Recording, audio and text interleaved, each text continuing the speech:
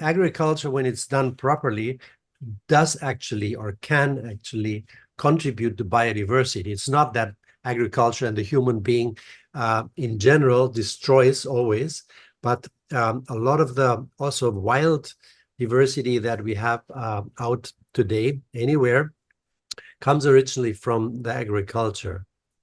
And it is the question how to do it. One could learn it. It's a lot of fun to do it, and we don't have to destroy more land. In the opposite, we can really restore, regenerate the lands all over the planet. That's no question.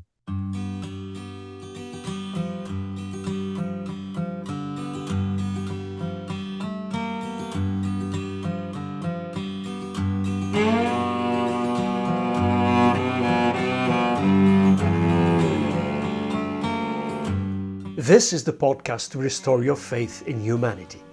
Once giraffe heroes, we now call our participants guardians of humanity. Courageous, tireless workers for the common good. May each of them inspire you to follow in their tracks and contribute your own part to a just society and a healthy environment.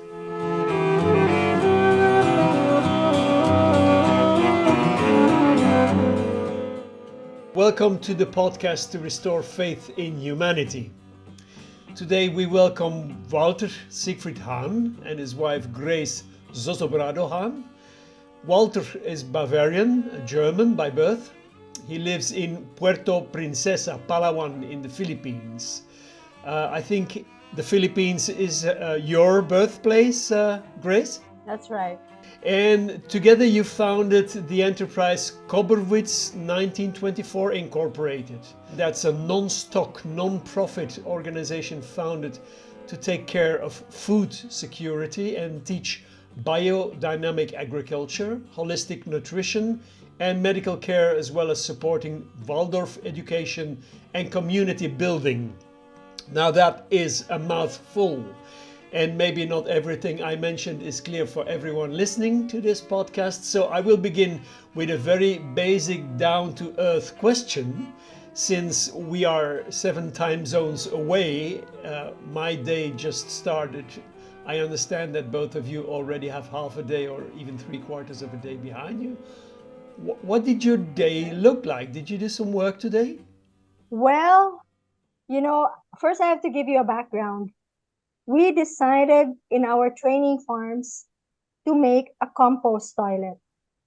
Because in these training farms are actually in 2 barangays. That means 2 places where water scarcity is an issue. So we decided to make a compost toilet, and then we find out later that the city will not put in an electrical line, an electrical connection, unless one has, that's a new ordinance here, a 3-chamber septic tank. And so I wrote the letter to the mayor asking the different agencies in our city who are in charge of this concern, solid waste management, to actually look at our compost toilet, because it's actually amazingly successful. It's really clean. There are no flies, there are no insects, there are no rats, and we would like to advocate further that such structures actually be created, especially in this part of the city. And today you worked on that? I did a letter, I photocopied pictures, printed them out, brought them to the city mayor's office, had them received. It's a lot of clerical work before something here gets done. So that's what I did. Yeah. Okay, and Walter, what was your day like? Well, we have actually El Nino here, which is an extreme warming of the Pacific Ocean, and that means that we have a drought. We have had normally, the dry season would only start really in a few weeks, but we've already had for a few weeks now quite dry weather, and the soils are drying out. But some 40 to 60 hours ago, a typhoon started. So we had luckily not very much wind, but very strong rains, about 200 milliliters in 48 hours. And this morning, it seemed like it stopped. The sun came out, and so what I actually did, whether you regard that as work or not, I washed our laundry. And I hung it up. I hung it up, and an hour later it rained. It became wet again, and it's been going on like that all day long, back and forth. Like 3 times it has rained already. So the typhoon is not totally over. It's still battling with the sun now. So that was one. But then also we're very lucky. We feel very lucky that the soil is wet, and we use that time to plant today. We have quite a variety of different beans and corn varieties that we plant in different places in the seed garden, and then tomorrow also in the farm. So that was one part of my main work, and the other part is that I'm trying to wrap up a little bit the year. We've done a lot of work this year, and I'm, towards the end of the year, I'm trying to become a little, to come a little down, and look at the essence of what we have learned and what we have done, in order also to plant the seed for next year, to understand what is essential for us and how we want to go on next year. That's in the making since a few days, and that will still go on over the next few days. But if you talk about your crops, that is in Palawan. That's right here, yeah. Yeah, what is Palawan exactly? Because I had to look it up. I'm not an expert on the Philippines. It's a huge island.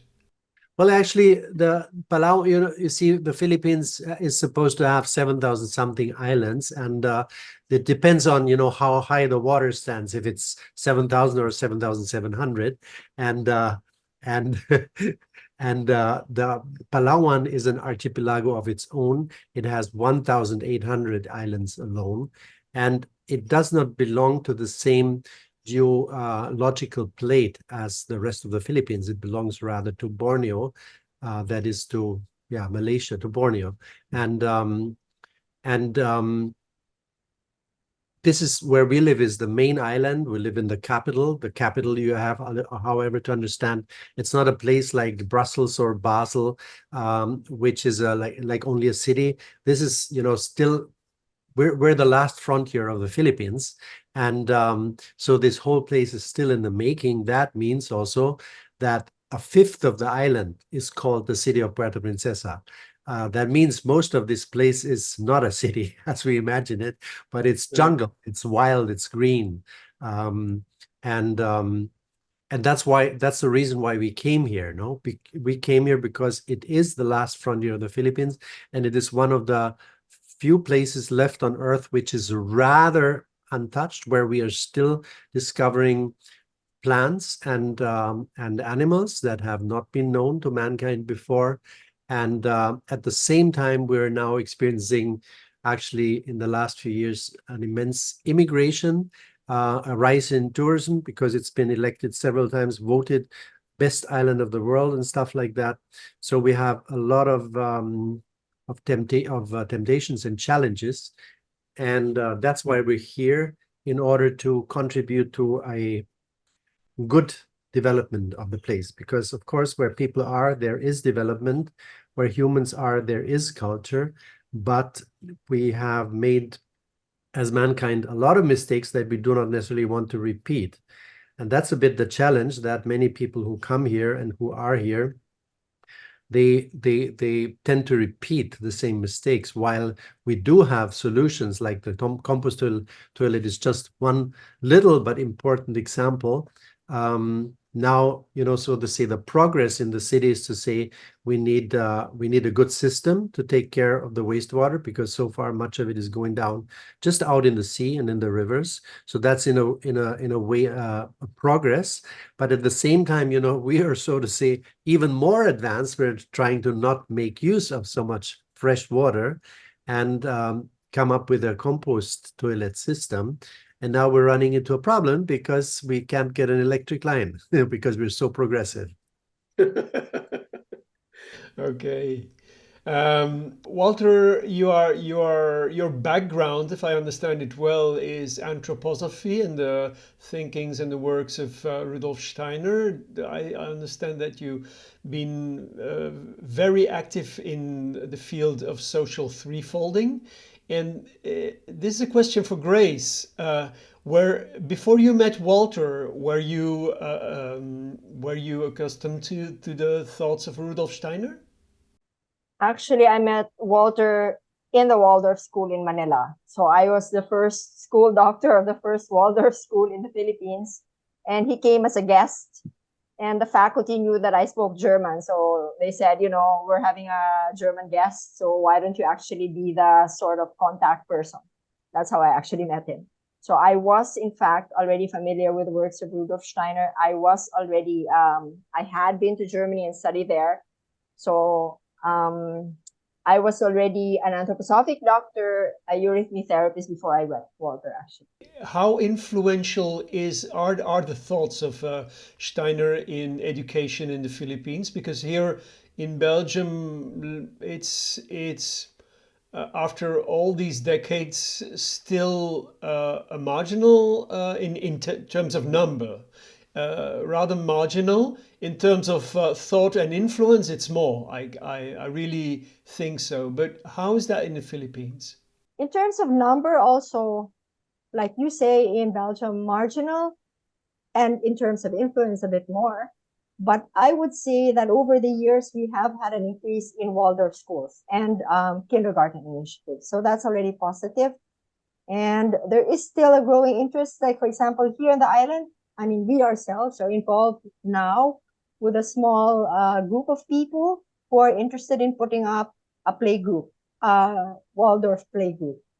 Yeah, so it's growing in a way.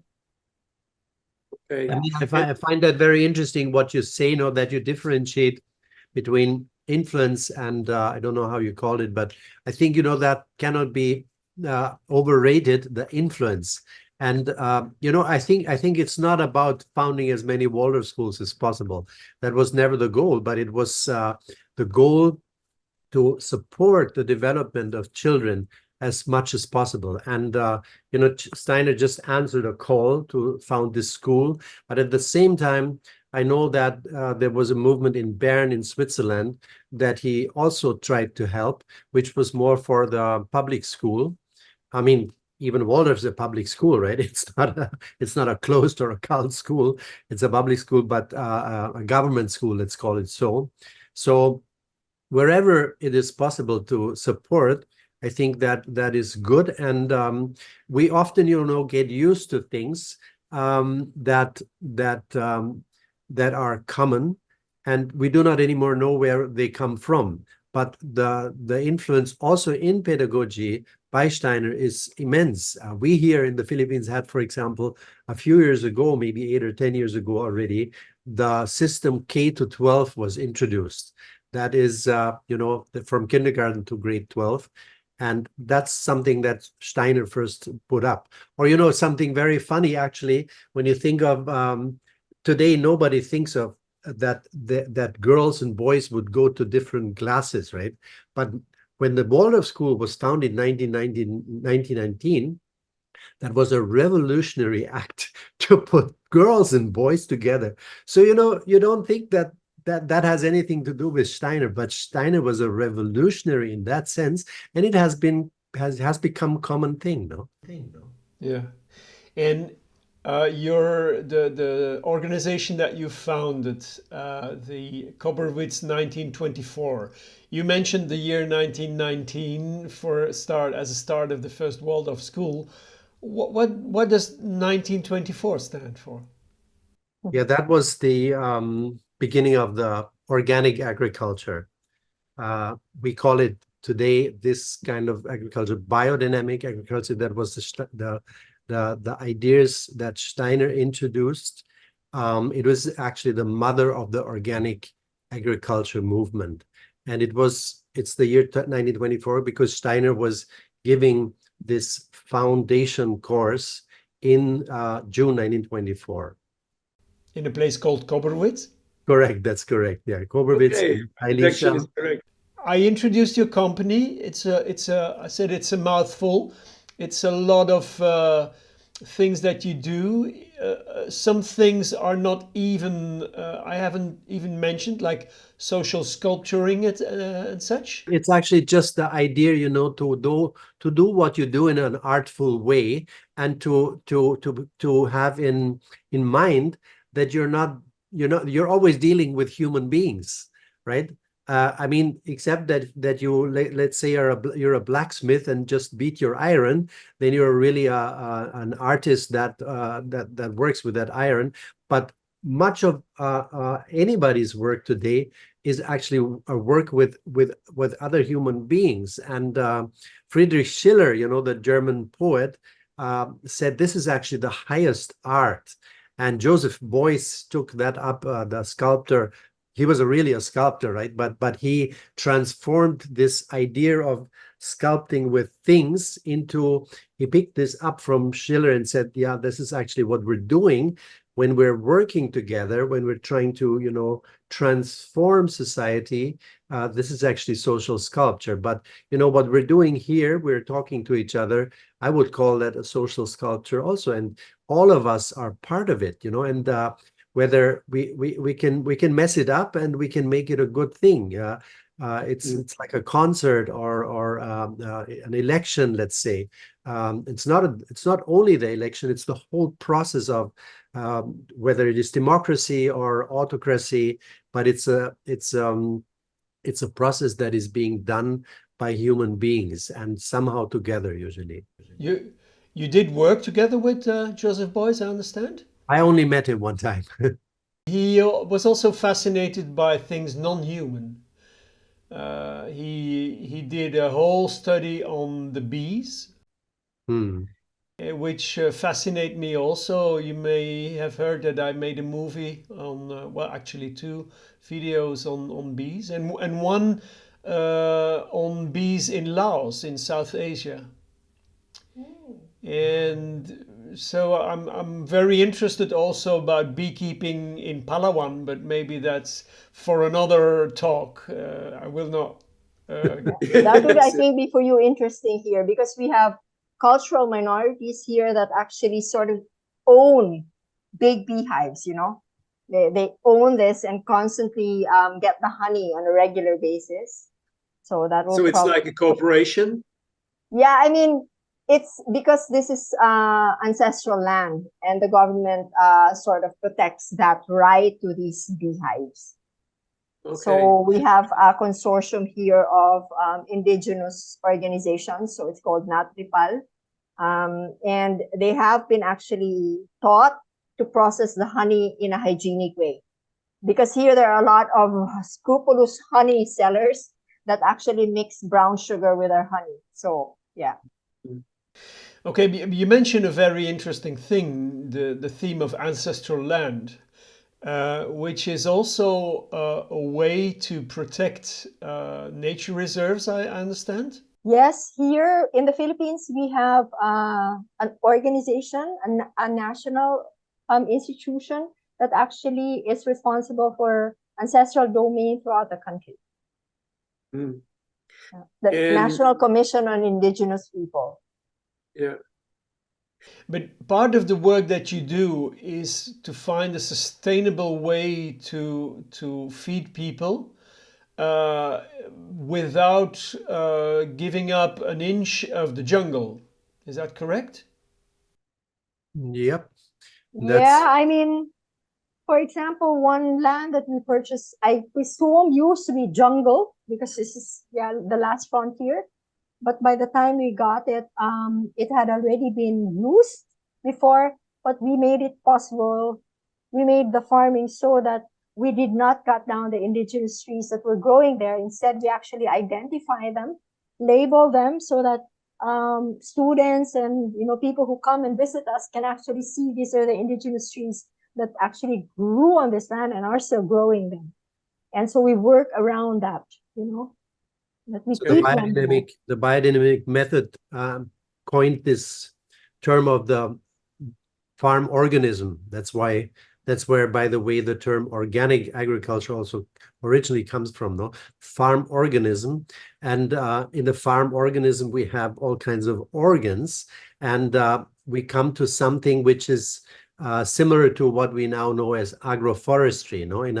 In a climate like ours, we would usually have tall trees, and then we have different levels of growth down to the lettuce, or to the small plants growing on the soil directly, only very flat. So we have all kinds of levels, and this way, you can not only protect the forest, you can actually create more biodiversity. That's a very interesting thing, which we only learned lately, that agriculture, when it's done properly, does actually, or can actually, contribute to biodiversity. It's not that agriculture and the human being in general destroys always, but a lot of the also wild diversity that we have out today anywhere comes originally from the agriculture. And yeah, it is the question how to do it. One could learn it. It's a lot of fun to do it, and we don't have to destroy more land. In the opposite, we can really restore, regenerate the lands all over the planet. That's no question. Development will happen, but we try to make development so that it actually really respects ecological balance, biodiversity gets promoted, that sort of thing. I would think, in the end, however, we are farmers, but we're trying to work with researchers, with university, also with, we have a lot of our neighbors and friends are in the environment protection. They are biologists and the like, whether marine or on land. And we, in a way, we see the results of what we do, how things are blooming, how things are growing. We see also, when people come to our lands, they're always fascinated. They always say, oh, what's here? It's very special, it's very good, and so forth. But we ourselves have not the ability to, for example, count the different species. But we have government offices here and university people that can do that. And it takes a little bit of time, to bring those people in, but we've had already some, and we're looking at more cooperation, so we can actually also more or less already prove these things. But we do not necessarily always know how things, how they go together. That kind of biological knowledge I don't have. Tell me some more about the artistic experience, because you just came back from China, is that correct? Yeah, we came back from Nepal, but we will be going to China. Okay. What did you do in Nepal? Was that a holiday? No. Walter will speak about it because it started with a farmer's request. Yeah, it was started with a farmer's request. He asked if because Grace and me, together we cover a lot of fields, and we can, for the anthroposophical movement in Nepal, we can more or less help everywhere and everything.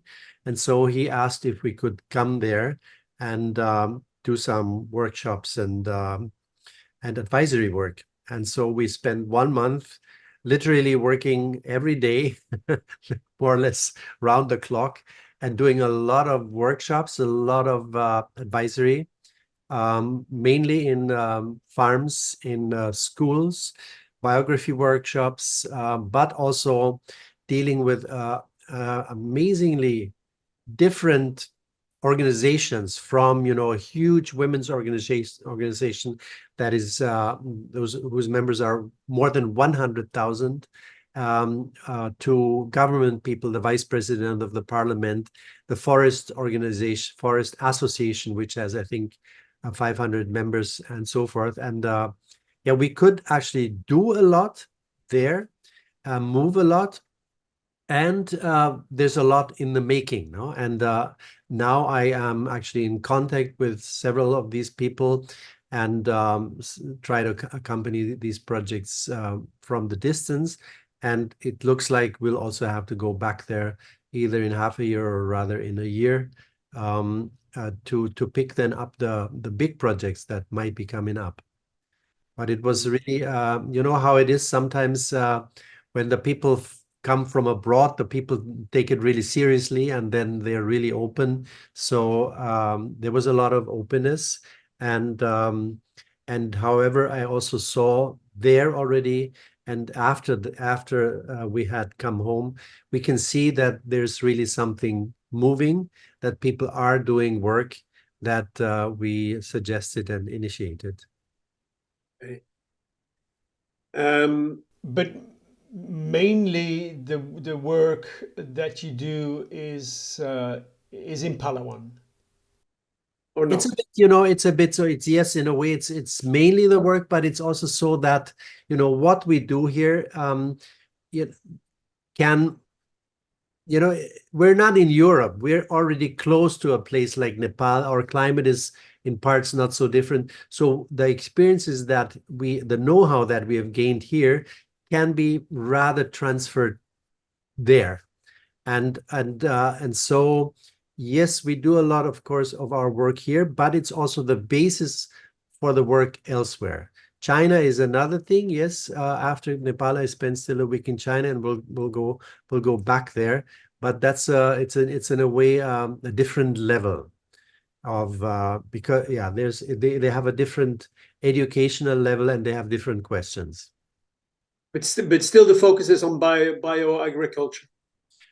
Different things actually. In you know what I do, my main field is actually what we call the sensory experience field. You know, that is a work with the senses. You know, the senses are amazing. Yeah, we have 5, they say.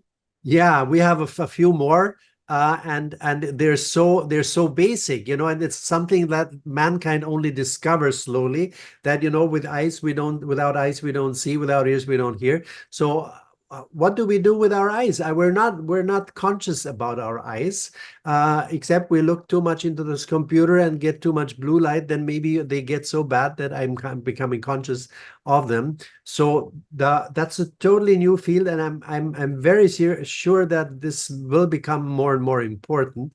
So we're actually building places in China that where people can go and experience phenomena, have experiences that, you know, the way they're set up, the people will kind of get to think about themselves and get an impulse to go inside, and at the same time to observe the outside.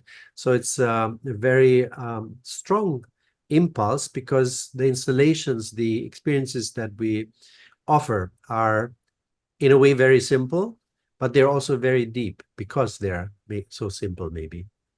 Okay, these are artistic works that bring people deeper into their own self.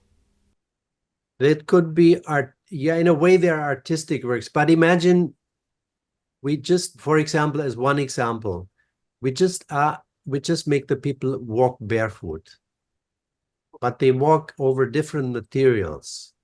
And they do it with a bit of, you know, while we're usually running through our life, they come to a certain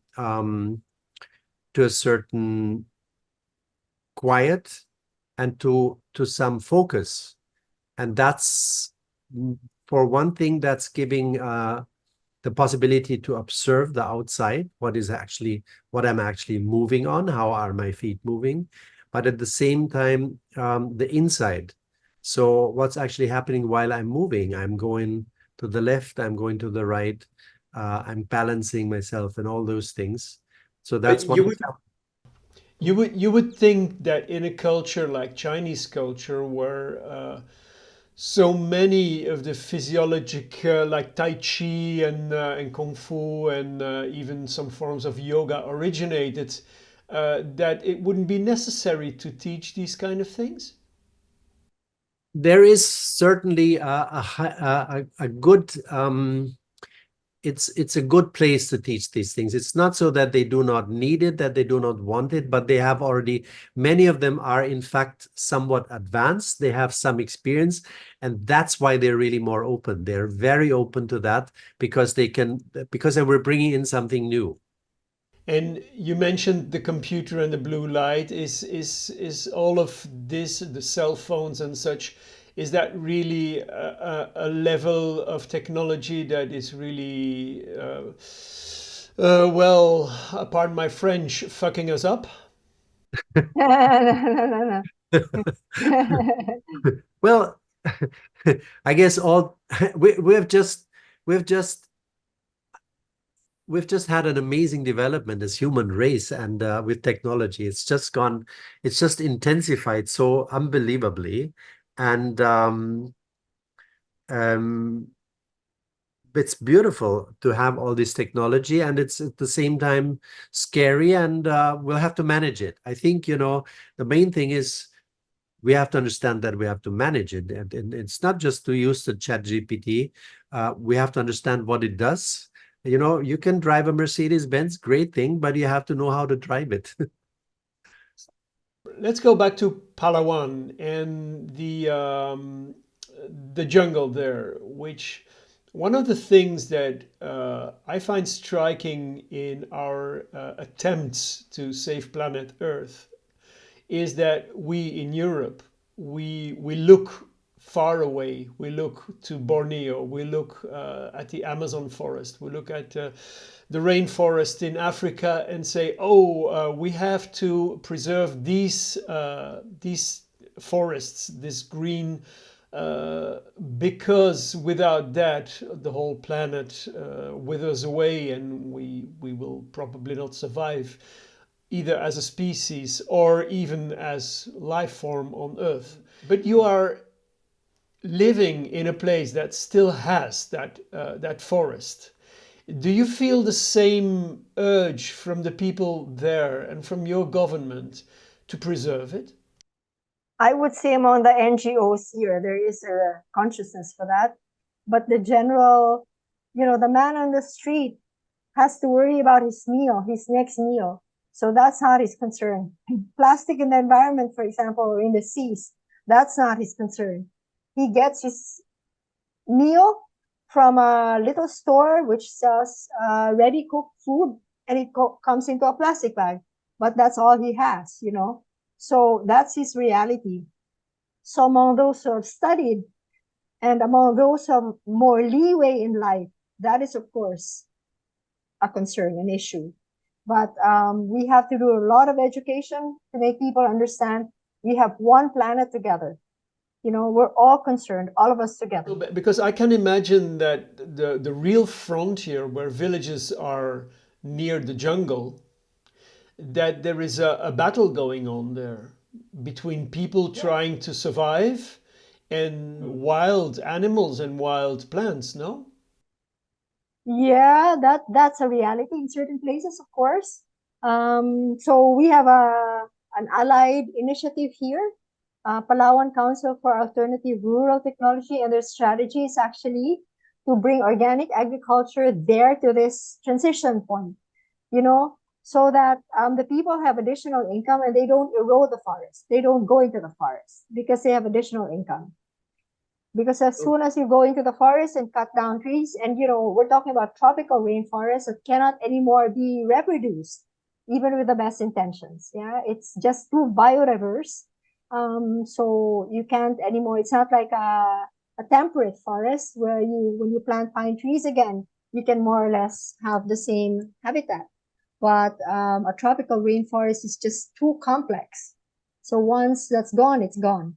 We have a huge educational problem, no? I mean, for one thing, we just have a lot of children, and that's been going on since World War II. 1945, the population was 12 million. Now it's, I think, 110 or 115. So it's in what, in the Philippines? Yeah, in the Philippines, and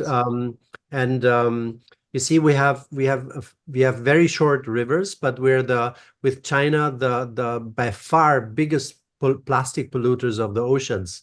I mean, you can't even believe, you know, the rivers are usually 20, 25 kilometers long, not like in China where they have 2,000, 3,000 kilometers long rivers. And we're the biggest polluters together with China. And that is just because, you know, we have these little stores, you know, every third little hut has a store where they sell smallest packages because that is affordable for the poor man, no? Smallest packages of anything, of sugar, of cigarettes, blah, blah. And that's just thrown there because, you know, they're used to banana leaves, you know, the packaging which was used just a little while ago. And the young kids, they don't get educated how to deal with these things. And the word biodegradable, for example, one has to educate the children. What is biodegradable? You know, what can be thrown into the environment that will be degraded over time? So that idea, we think that's just, you know, you put this different bins and you have biodegradable, non-biodegradable. But that has first to go through a real processing for the children to understand. Yes, because in Europe, the act of throwing anything in nature is almost punishable. I mean, I'm pretty sure that there are counties where I can be fined for throwing the rest of an apple away. We're lucky here in Puerto Princesa. Puerto Princesa is the forerider, you know, of these things. So there's actually, and when you arrive here on the plane, you're actually being told when you throw even a cigarette or something. Candy wrapper. What? A candy wrapper. Candy wrapper. It's announced in the airplane. You can get fined, yeah. Because yeah, we had a mayor here, you know, for a long time who was really taking care of. So we're like really the forerunner of these things. But still, you know, we have a lot of plastic here. But compared to other places in the Philippines, it's like nothing.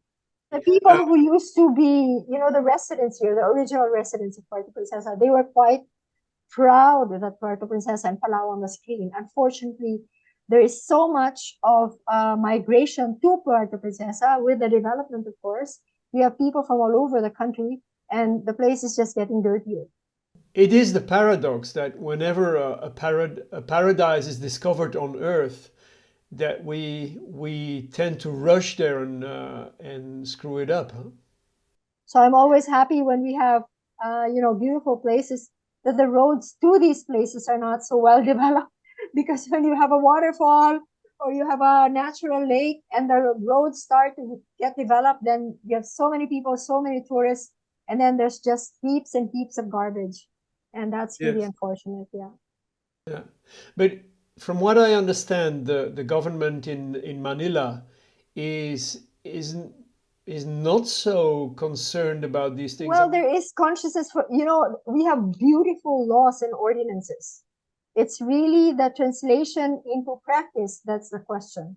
And that has to do a lot with really educating the people, making the people understand that when they do something, it actually affects them themselves, you know, and it's good for them too. And it's not just because they're following an ordinance. So it's really, for me, education is a key. And so that's why we feel that starting with the young is important. It's critically important. So what does the rest of the week bring to you? Well, we're almost, the day has ended, Thursday, then there's Friday, and then there's a weekend. But will you continue working on the toilets, Grace? Yes, I have to follow up. You know, here you submit a document, and if you don't follow up yourself, that comes under a series of other documents. So it's not like ping pong, you know, you've passed your ball and then the other is supposed to pass the ball. You know, you have to follow up yourself. You have to make sure your document gets worked on. So I just asked the lady, look, I have my telephone number there, but please may I have your telephone number so that I can call you myself. You know, tomorrow's the last day of office before the holidays. And I want to make sure that something's done, or at least that they come back to me, please, you know. We'll try to wrap up the work here before Christmas in the seed garden, right? Around our house here, we have our seed garden. And I hope that's dry enough tomorrow that we can harvest our sesame still, and then, you know, close some works and so forth, and make the garden ready for a few days where, I mean, mainly 2 days where, no, Saturday, Sunday, Monday, there will not be much work be done. And yeah, so we'll have to prepare that. And then on Saturday, we'll go out to the farm and meet with all coworkers and have like a year-end or Christmas celebration that will make the so-called cow pat pit. That's a special fertilizer where we work together with our hands. We need actually cow dung with other ingredients, which will then ferment over several weeks. And then we'll take a boat ride. We'll visit a store where our stuff is being sold, and we'll have lunch together. And then we have a very special project right now that is in order also to promote seed saving, seed growing, seed breeding, and to make that a little bit more public. We have a special project, namely one of the corn varieties that we breed. We used to create a labyrinth, namely the labyrinth, that you will find in the Cathedral of Chartres, which is like really a large thing. Yeah, I know it. I know it. And we sowed that in the beginning of October, and now Beautiful. now the corn is so tall that we can already walk in it. And before we open it to the public, we will walk it together as a team. Yeah, the issue of seeds is I last week only I saw this movie called Seeds: The Untold Story. Have you seen it? No. Well, probably nothing new to you, but the way we just waste it, and sometimes purposely. I mean, the Monsantos and DuPonts of this world, they did so many. Well, they actually bought up a lot of old seeds, and maybe they stored them somewhere, but you know that it's no use storing seed. A seed is a living thing; it has to be renewed. So you were talking about the sesame seeds. Do you grow them for planting, or do you eat them? We grow them for planting and for keeping the seed alive, as you see, because we don't have cooling systems, and most of the seeds that we grow at this time, we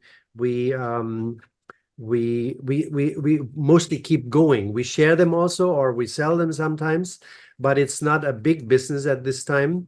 So it's mainly about breeding and keeping them going. And part of it we also eat, because we also have to test things. At least if you have enough of it, we also eat things, and especially if you breed, if you really want to bring things forward, you also must taste them. So that's what we do also. But do you feel in Palawan? Do you feel the pressure of okay, Grace is bringing a plant here? So what's I that? just wanted you to see this, because what we're actually trying to do is promote stuff which do not require pesticides and fertilizers. That means local plants, which many people think are just weeds. So we're trying to get people away from thinking we need to have carrots and broccoli and cauliflower. I mean, sure, they grow in the Philippines, but they grow up in the mountains, and they're pesticide ridden, because it's just not possible without these inputs to actually get them to head. So we're trying to promote local stuff. And this is interesting. This is brought home by Walter. This is Brazilian spinach, which most people really just consider as ornamental plants, but which we grow and eat. And this has then transformed itself, in the farm. And instead of the crinkly leaves, we now have flat leaves. So now we're testing them out. Great. Do they taste different? Can we promote them? Yes. Wonderful, wonderful.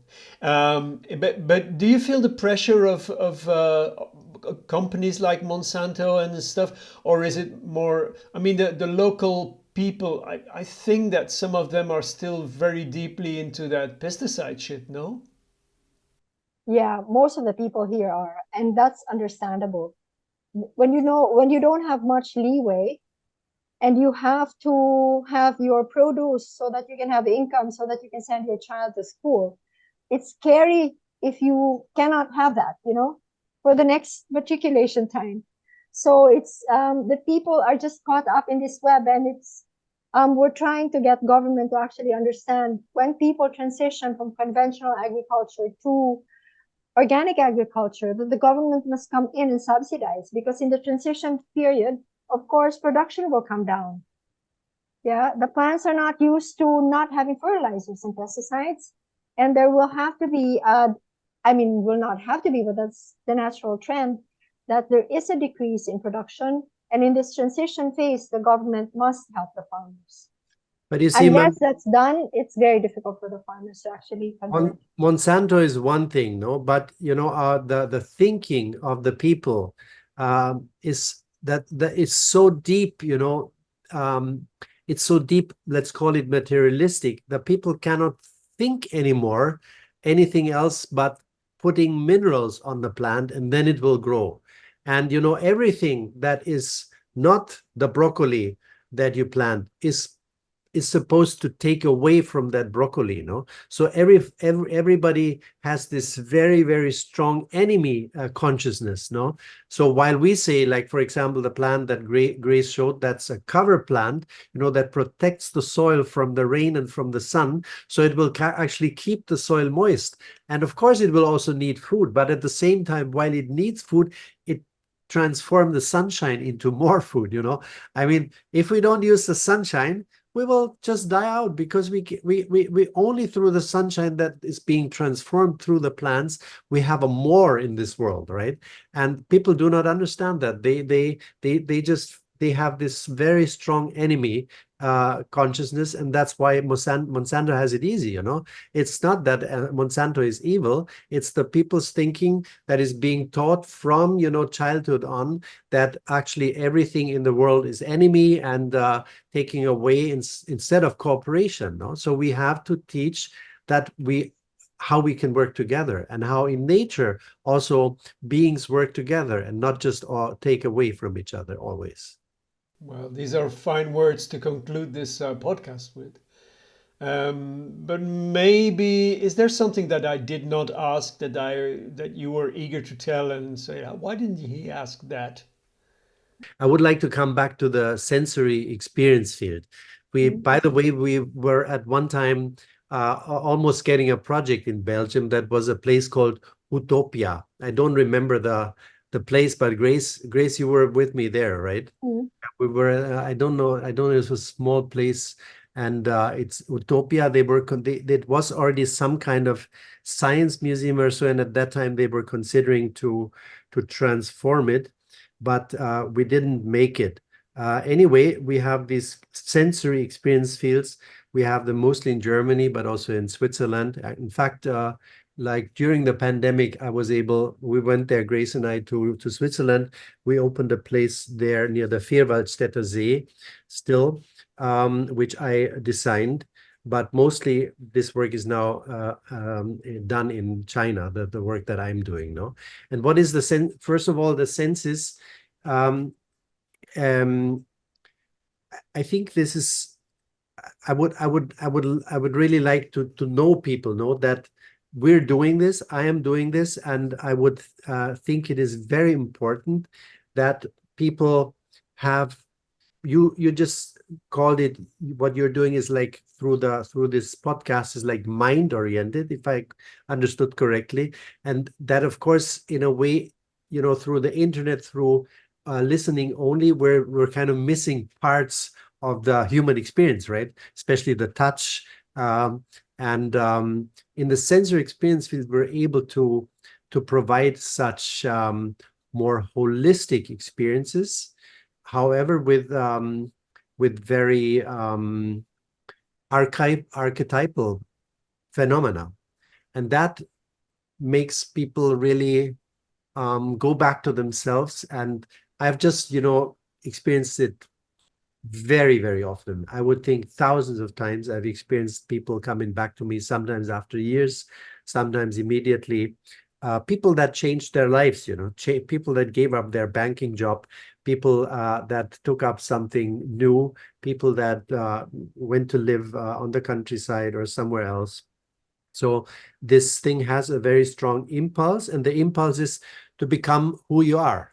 That's actually about it. That's maybe also what we could say, what we do in Koberwitz, or what Grace and I independently together do, waking helping to wake up people to who they really are and what they really want to be and what they want to do. Because, of course, still many people are living their life in fear, a life, that they're afraid they might not have enough money to do this and that and to survive and so forth. And death also. yeah, the fear of life and the fear of death, no? And to actually notice, you're being held, and there's always enough. And there is a deeper sense to it. And we're actually here on a mission, and everyone has his own personal mission. Yep. That's something that people can really experience in the sensory experience field. These are just phenomena, simple phenomena taken out from, from wherever, and like a little bit put together, like in a museum, but it's a live museum, and it's a bit of a special situation. You cannot do it out in the supermarket or in the street. It does need a bit of a framework, but I think it's very, very important to have these institutions, to have these places, because there's still a lot of people out there who are searching or who might not even be knowing that they're searching. But through such an experience, they find there is something else. That's a sentence that I've heard so often, that people tell me, I knew Walter, there is something else. Now I know it, and many of them, they will never come back to what they were before, because so to say, they have seen the light. Here's the book of Walter. Die Sinne erleben. Yeah, Die Sinne erleben. It's a very nice coffee table book with very good pictures, done together with a really good photographer, and it actually documents just the basic phenomena in the experience field. But I think what we have done is actually also taken the experience field as a methodology. So all our workshops actually work on the basis of the experience field. So all our workshops are not just, talking, they're always hands-on. It's always combined with the arts. Okay. Great. Okay. I want to thank you for this nice talk. Walter, I hope that your laundry dries today, that the typhoon doesn't take it away. So I've had Thank you to for move my reminding me. I laptop. will go up on the roof now and immediately see if it's okay, because soon the sun will go down, and then I can't anymore save it. Okay. And Grace, I wish you good luck with the toilet issue. Yeah, we need that. Good luck. Yeah. So thank you very much. Thanks a lot. Bye. Okay, bye. Bye-bye. You have been listening to another episode of the podcast to restore your faith in humanity. With us today were Walter Siegfried Hahn and his wife Grace Zozobrado-Hahn. We hope you have enjoyed listening and hope to welcome you again for our next podcast. In the meantime, the entire team of Giraffe Heroes Europe and the Guardians of Humanity are wishing you all the best for a fantastic 2024.